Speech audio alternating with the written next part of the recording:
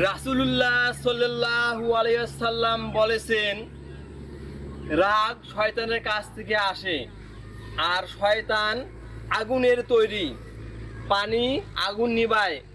তাই কাজে যদি কারো রাগ উঠে তাহলে সে যেন উজু করে নেয়।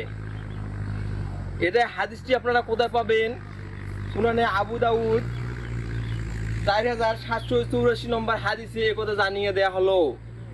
যখন আপনার রাগ উঠে যাবে বা আপনি রেগে যাবেন তখন উজু করবেন। আর শয়তানের পক্ষ থেকে কিন্তু রাগ আসে, আর শয়তান হচ্ছে আগুনের তৈরি। আমরা অনেকেই জানি শয়তান হচ্ছে আগুনের তৈরি। তাই আমাদেরকে রাগ করা চলবে না। আমরা মাটির মানুষ, আমরা মাটি তেমন ঠিক তদ্রূপ আমাদেরকে হতে হবে। মাটি তেমন প্রতিবাদ করে না, অহংকার করে না, ঠিক তদ্রূপ আমাদেরকে চিন্তা করতে হবে। আমরা কিসের তৈরি? আমরা মাটির তৈরি। তাই আমাদেরকে বুঝতে হবে, আপনি দম্ভ ভরে মানুষের সঙ্গে কথা বলবেন না। আপনার রাগ উঠে গেছে, আপনি একটু বসুন, উজু করুন, তাহলে রাগ কমে যাবে। এই রাগের কারণে মানুষ আজ ধ্বংসের পথে চলে যাচ্ছে। এই রাগের কারণে মানুষ সমাজের দাঙ্গা হাঙ্গামা বেঁধে দিচ্ছে, মানুষ হয়ে মানুষকে খুন করতেছে এই রাগের কারণে, এই রাগকে কন্ট্রোল না করার কারণে। কিন্তু খবরদার, আপনি রেগে গেলেন তো হেরে গেলেন। অনেকে আমরা বলি রেগে গেলেন তো হেরে গেলেন। আপনি কখনোই রেগে যাবেন না। একবার চিন্তা করে দেখুন, মাথা ঠান্ডা করে আপনাকে কাজ করতে হবে। এই জিনিসগুলো আমাদেরকে বুঝতে হবে। রাগ কিন্তু শয়তানের পক্ষ থেকে আসে, আর শয়তান আমাদের প্রকাশ্য শত্রু। এটা আল্লাহ তাআলা আমাদের কুরআনুল কারিমে জানিয়ে দিয়েছেন যে তোমরা শয়তানের পদাঙ্ক অনুসরণ করো না, শয়তান তোমাদের প্রকাশ্য শত্রু। আমরা শত্রুর পথে চলবো না। আল্লাহ তাআলা আমাদেরকে যে গাইডলাইন দিয়েছেন সেগুলো আমরা বোঝার চেষ্টা করব।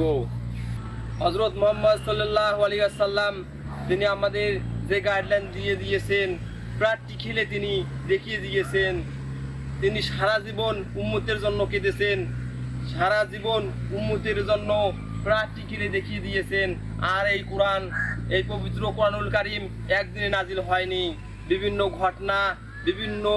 ঘটনার পরিপ্রেক্ষিতে একটি বা দুটি বা আয়াত বা পূর্ণাঙ্গ সূরা নাজিল হয়েছে। তাই আসুন আমাদের এই জিনিসগুলো বুঝতে হবে, তাহলে আমরা নাজাত এবং মুক্তি পেতে পারি। আমরা কোরআন রিসার্চ করতে হবে। এখন তো কোরআনের বাংলা অনুবাদ পাওয়া যাচ্ছে, আমরা মোবাইলেও ব্যবহার করতে পারি। সেখান থেকে আমরা ইন্টারনেট থেকে ডাউনলোড করে আমরা ব্যবহার করতে পারি। সেখানে কি জানিয়ে দেওয়া হলো, আমরা এই জিনিসগুলো আমাদেরকে বুঝতে হবে। তাহলে আমরা নাজাত পেতে পারবো, আমরা মুক্তি পেতে পারবো। কিন্তু আমরা বিভিন্ন ভিডিও নিয়ে ব্যতিব্যস্ত, বিভিন্ন আমরা শয়তান যেগুলো রং তামাশা আমরা ব্যতিব্যস্ত, টিকটক এ নিয়ে ব্যস্ত, কিন্তু আমরা কোরআন খুলে দেখি না। কোরআন খুলে দেখার আমাদের সময় হয় না। আমরা বেমালুম হয়ে গিয়েছি, আমরা উদাসীন হয়ে গিয়েছি, আমরা হতাশ, আমরা আমাদের মন যেভাবে যাচ্ছে আমরা সেভাবে চলতেছি।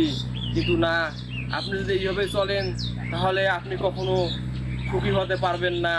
আপনাকে ফিরে আসতে হবে কোরআনের পথে, ফিরে আসতে হবে রাসূলুল্লাহ সাল্লাল্লাহু আলাইহি সাল্লামের পথে।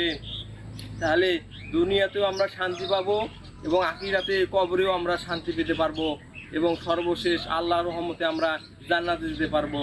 আসুন আমরা এই কথাগুলো বোঝার চেষ্টা করি। এই কথাগুলো আমরা বেশি বেশি করে শেয়ার করে দেব, যাতে মানুষ শিখতে ও জানতে পারে।